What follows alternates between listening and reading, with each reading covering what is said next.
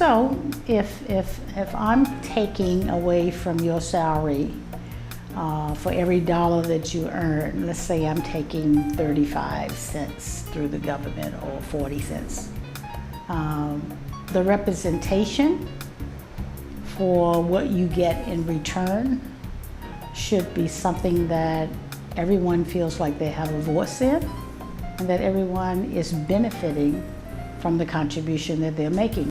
Ellen has just done such a fantastic job for such a long period of time. I mean, we're talking going back 10, 15, 20 years, and the energy level just doesn't diminish.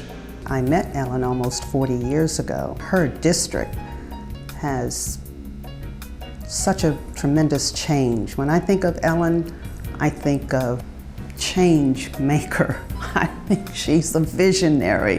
I think she makes folks believe on the possibilities of what is not now, but can be.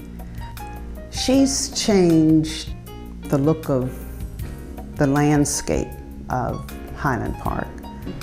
Affordable housing has always been a big interest of mine, a passion of mine. When I moved here in Highland Park, you know, my husband brought me into a community that had probably more blighted houses than houses that was in good shape. And when I realized, you know, where I was living, you know, I went to visit one of my neighbors and said, you know, I want out, you know, sell my house. And at the end of a long conversation and listened to me crying for a couple of hours, he said to me, you know, Ellen, who deserves to live here if you doesn't? And that's the reason why we still live in Highland Park. And we will continue to live in Highland Park as we work diligently to make this community a decent place for people to live, a decent place for all people to live. She's committed to our community as well as the city of Richmond as a whole. In our community, she fights to benefit both families and youth, as we can see with her establishing new schools and working toward the establishment of other schools in her district. And not only establishing a new school, but to make the aesthetics of the schools that are in her district a more conducive environment to learning. When I talk to the school system, and they say we have good schools and we have bad schools. And my question is, how can we have both in one system? And a lot of it is because the delivery of resources and services are not done in a way based on what those needs are. Well, I think with Ellen, it's always been extremely clear that it's unacceptable, the current conditions in the city and all the districts, and the 6th district being one of them, where so many people are struggling to get by. You know, people are working very hard but not necessarily getting ahead. People are experiencing unemployment. People are having challenges with the schools and so forth, some of which are related to poverty.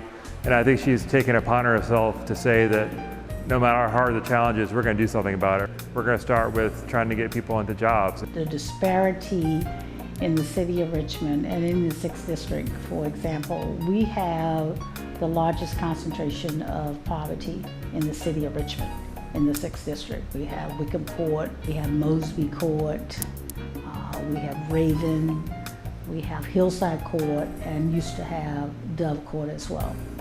Yet, in the 6th district, I have some of the most wealthy residents, business owners, and those that make up the 6th district. So that process of helping each side to respect the contribution that both makes and their needs in the city to bring about equity in the delivery of services and making sure that all are included. That's part of the reason why I push for things like the Anti-Poverty Commission that was started in the city of Richmond. You know, I patron that legislation and put that in place so that now we have a Department of Wealth Building in the city of Richmond that targets supporting people of poverty with opportunities, not giveaways, but opportunities for sustainability in their lives and building wealth in their lives, becoming homeowners,